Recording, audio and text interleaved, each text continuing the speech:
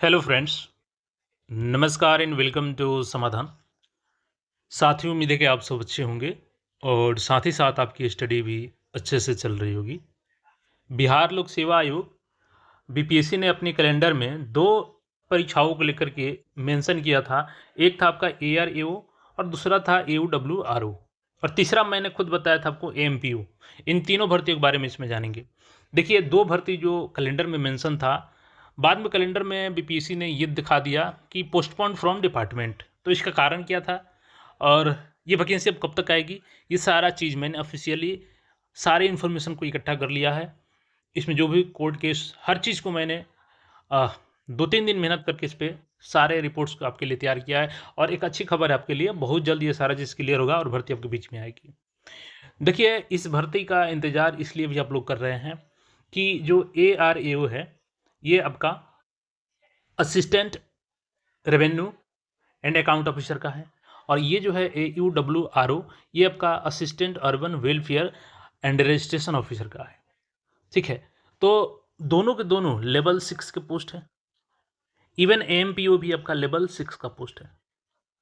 चूँकि पहले से जो कैलेंडर प्रस्तावित था उसमें तो 1 फेज़ में ही इसका एग्ज़ाम लिया जाना था।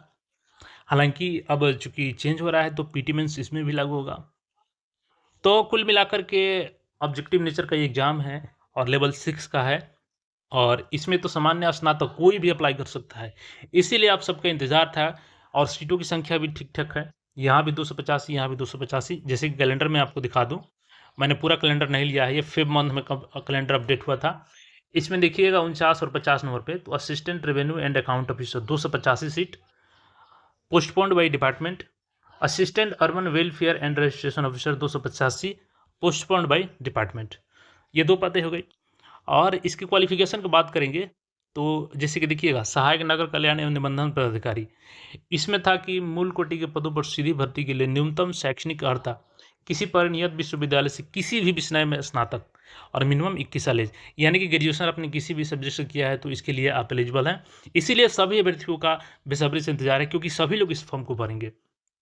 जो दूसरी भर्ती थी वो थी आपकी सहायक राजस्व एवं लेखा पदाधिकारी। इसमें थोड़ा-सा चेंज था क्वालिफ़िकेशन, बट इसमें भी अच्छे खासे अभ्यर्थी जैसे कि जिनका बीकॉम है, बीए इकोनॉमिक्स से है या बीएससी स्टैटिक्स से, तो ये लोग भी एलिजिबल थे। वहीं मैंने जो एएमपीओ का आपको बताया है, उसमें भी आपको बता दें, तो उसमें भी सामान्य स्नातक यानी किसी भी विषय से आपने ग्रेजुएशन किया है, तो आप एलिजिबल होंगे। हालाँकि एएमपीओ को लेकर के बहुत से लोग इसमें भ्रम भी फैलाए हैं कि सीटों की संख्या 300 प्लस होगी, जो कि 300 प्लस नहीं होगी। मैंने ऑलरेडी आपको बताया है। इन सारी चीज़ों को देखेंगे क्यों भर्ती पोस्टपोन्ड की गई और कब तक ये वैकेंसी का सारा चीज़ क्लियर होगा। सबसे पहले देखिएगा तो ये मानसून सत्र में श्री रजनीश कुमार, जो माननीय सदस्य हैं बिहार विधानसभा के, इन्होंने प्रश्न पूछा था, क्या यह बात सही है कि नगर निकाय एवं स्वशासी संस्था है और अपने क्षेत्र के विकास के लिए स्वतंत्र दायित्व निर्वहन करती हैं? क्या यह बात सही है कि नगर निकायों में विकास कार्यों के सुचारू संचालन के लिए कर्मियों की आवश्यकता होती है और स्थानीय स्तर पर कर्मियों की बहाली पर सरकार की उस रोक लगा हुआ है, चूँकि पोस्टपोन किया है डिपार्टमेंट ने और यही कारण है कि ये सवाल भी पूछा गया। क्या यह बात सही है कि विभागीय स्तर पर कर्मियों की बहाली नहीं होने के कारण विकास कार्य लंबित होते जा रहे हैं? यदि उपयुक्त खंड का उत्तर स्वीकारात्मक है, तो क्या सरकार नगर निकायों को स्थानीय स्तर पर कर्मी बहाल करने पर लगी रोक को हटाना चाहती है? हाँ, तो कब तक? नहीं तो क्यों? मतलब कि जो पोस्टपोन किया गया है, तो क्या सरकार इसको हटाना चाहती है? अगर हाँ, तो कब तक हटाएगी? अगर नहीं हटाएगी, तो क्यों नहीं हटाएगी? अब इसका जवाब सुनिए मंत्री जी की तरफ से, फिर आगे हम लोग कोर्ट के सारा चीज़ को एक-एक करके समझेंगे।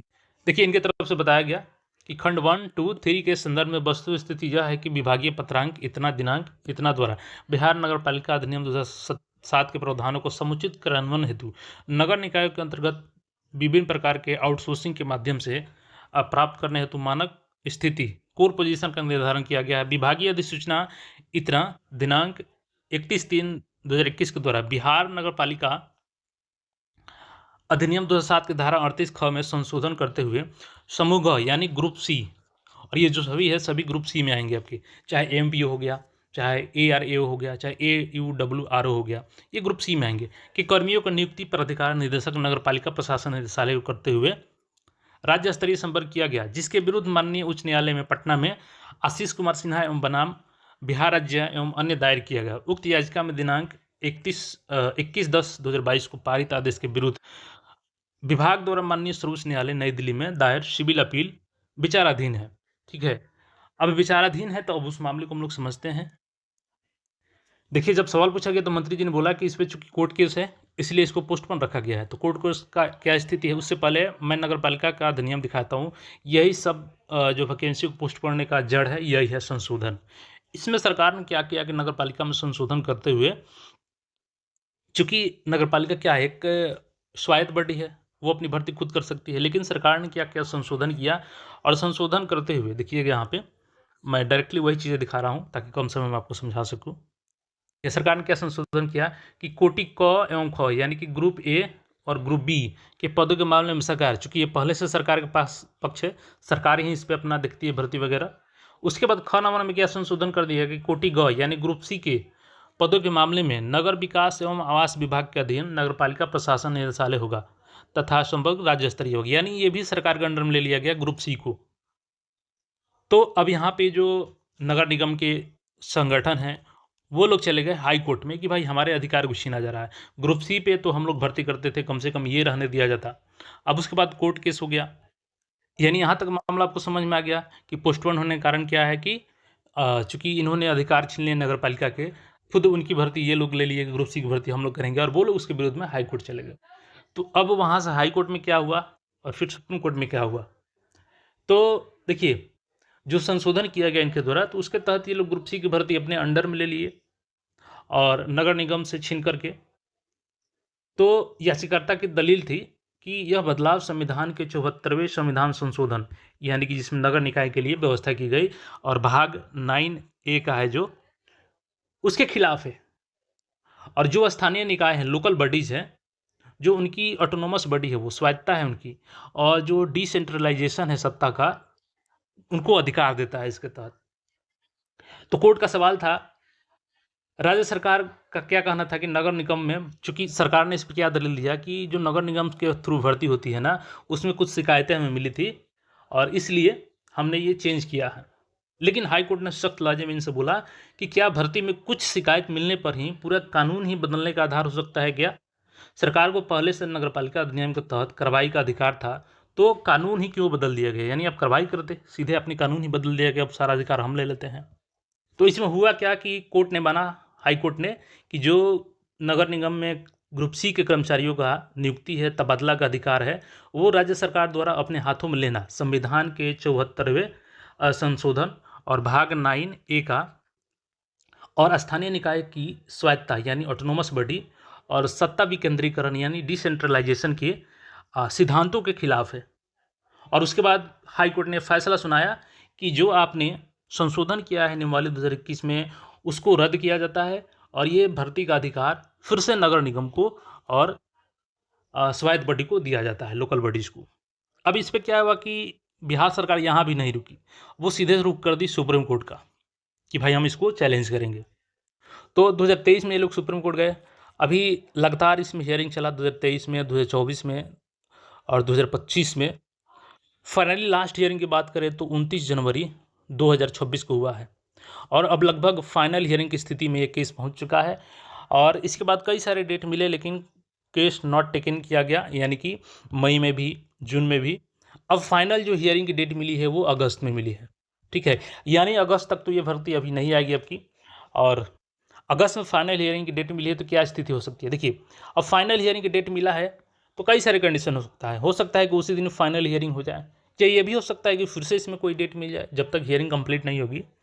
तो चूंकि अभी वर्तमान में हम लोग वेट करते हैं अगस्त तक का, कि अगस्त की जो हियरिंग की डेट मिली है उस पर वाकई में सुनवाई होती है और क्या स्थिति होती है। अगर सुनवाई कंप्लीट हो जाती है तो जजमेंट रिजर्व रख कर कुछ दिनों में फैसला मिल जाएगा, तो फिर सारा रास्ता क्लियर हो जाएगा। लेकिन सरकार ने बार बार दबाव भी बनाने की कोशिश किया, कई नियमों का हवाला देते हुए कि कम से कम जो हाई कोर्ट का फैसला है उसको स्टे किया जाए ताकि हम भर्ती को रेगुलर रख सकें। इस पे सुप्रीम कोर्ट ने इनसे पूछा कि क्या आपने कोई भर्ती भी जारी किया है हाई कोर्ट के फैसले के बाद, तो इन्होंने कहा कि नहीं। तो फिर उन्होंने सुप्रीम कोर्ट की तरफ से बोला गया कि जब आपने भर्ती निकाला ही नहीं है तो आप स्टे के लिए क्यों बात कर रहे हैं, तब पूरा सुनवाई होने दीजिए। तो इसीलिए सुनवाई चल रहा है, अगस्त में इसका फाइनल हियरिंग है। देखिए अगस्त में होता है क्लियर या नहीं, जब स्थिति क्लियर हो जाएगी उसके बाद ये वैकेंसी आएगी। और एमपीओ की जहाँ तक बात है, तो देखिए इसमें भी भ्रम फैलाया जा रहा है कि 300 प्लस सीट होगा। 300 प्लस सीट नहीं होगा, अभी 41 सीट है। 4 इसमें अभी और बनेंगे सीट 2 नए नगर निगम के लिए, तो 45 मैक्सिमम सीट आएगा इसमें। और ये भर्ती भी ग्रुप सी में आती है, तो ये भर्ती भी जब तक ये केस क्लियर नहीं होगा ये भर्ती नहीं आएगी। तो ये चीज़ ध्यान रखेंगे। वरना कई लोग तो केवल सचिव का नियुक्ति हुआ था नगर विकास एवं आवास विभाग में, तो धड़ाधड़ चलाने लगे कि अब भर्ती क्लियर हो जाएगी, सचिव का बहाली होगा। सचिव क्या कर सकते हैं इसमें कोर्ट केस में?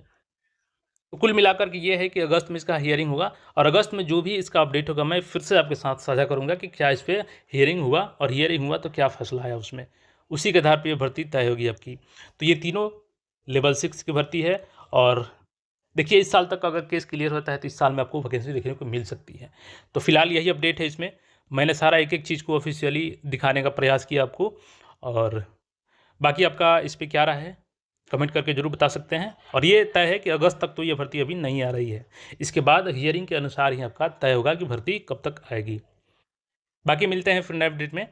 और ऐसा नहीं है कि देखिए भर्ती रद्द हो जाएगी, रद्द तो बिल्कुल नहीं होगी, ये भर्ती आएगी, बस केस हियरिंग सलट जाए एक बार।